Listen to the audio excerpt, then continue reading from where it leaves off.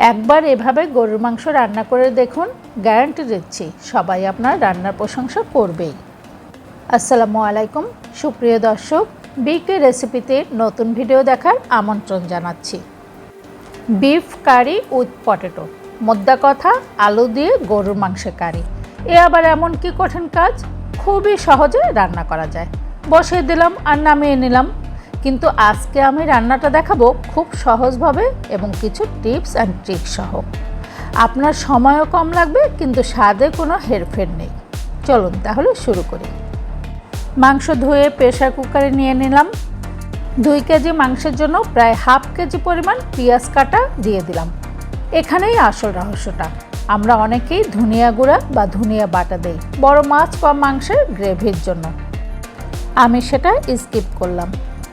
ধনিয়া গুঁড়ার গন্ধ বা ঘ্রাণটা এতটাই প্রকট থাকে যে মাছ বা মাংসের যে অথেন্টিক স্মেল বা ফ্লেভারটা অনেক সময় পাওয়া যায় না।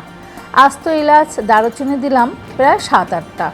এখানে আগেই আমি আদা বাটা 1.5 কাপ, রসুন বাটা 1 কাপ সেটা দিয়ে দিয়েছিলাম। রসুন বাটা আদা বাটার থেকে কম দিয়েছি। এখানে একটা টিপস দিচ্ছি, চিকেনে সবসময় আদা থেকে রসুনের পরিমাণ একটু বেশি দিতে হয়, আর বিফে রসুনের থেকে আদা পরিমাণ বেশি দিলে একদম পারফেক্ট রেস্টুরেন্টের রান্নার স্বাদ পাবেন। হলুদের গুঁড়া 1 টেবিল চামচ, মরিচের গুঁড়া প্রায় 2.5 টেবিল চামচ দিলাম। ঝালটা অবশ্যই আপনার ফ্যামিলির আন্দাজ বুঝে দিবেন। আমরা একটু ঝাল খাওয়া ফ্যামিলি, সেই জন্য ঝালটা বেশি দিয়েছি। লবণ স্বাদ মতো দেবেন। এবার দেখুন তেল খুবই সামান্য, বলতে গেলে 1 টেবিল চামচও না। প্রেসার কুকারে রান্না করলে এটাই সবচেয়ে বেশি মজার। অতিরিক্ত তেলের দরকার হয় না। সুস্বাস্থ্যের জন্য তেল যত অ্যাভয়েড করা যায় ততটাই তো ভালো, তাই না? বাইরে বৃষ্টি হচ্ছে, ঝড়ো ঝড়ো বৃষ্টিতে নরম নরম গরুর মাংস এবং খিচুড়ি, কি মজাদার খাবার। গরুর মাংসটা আমি আরও 10-15 মিনিট ম্যারিনেট করে রেখে দিয়েছিলাম। এবার চুলায় দিয়ে দিলাম। চুলায় বসিয়ে প্রথমে হাই ফ্লেমে 4-5 মিনিট রান্না করব।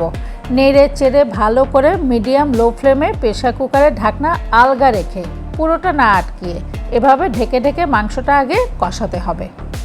পানি বের হচ্ছে মাংস থেকে, সেই সাথে সব মশলাগুলোর কাঁচা গন্ধও কিন্তু দূর হচ্ছে এবং মাংসের ভিতরে মশলা খুব ভালোভাবে ঢুকে যাচ্ছে। খুব ভালোভাবে কষিয়ে নিচ্ছি।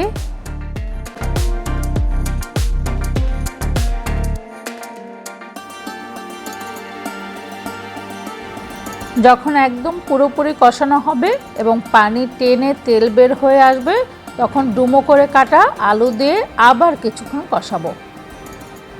এখানে আরও একটা টিপস দিচ্ছি আপনাদের। যে কোনো মাংস আইটেম সিদ্ধ হওয়ার আগে মশলাটা মাংসের সাথে যত কষাবেন তত বেশি টেস্ট হবে, কারণ মশলাটা মাংসের ভিতরে যত ঢুকবে মাংসের স্বাদটা তত বেড়ে যাবে। আর এর জন্যই হয়তো রান্নাকে ধৈর্যশীল শিল্প বলা হয়েছে। যার যত বেশি ধৈর্য সে তত বেশি মজাদার রান্না করতে পারদর্শী। আলু সহ কষানোর পরে ভাজা জিরা গুঁড়া দিয়ে দিলাম 5-6 চা চামচের মতো।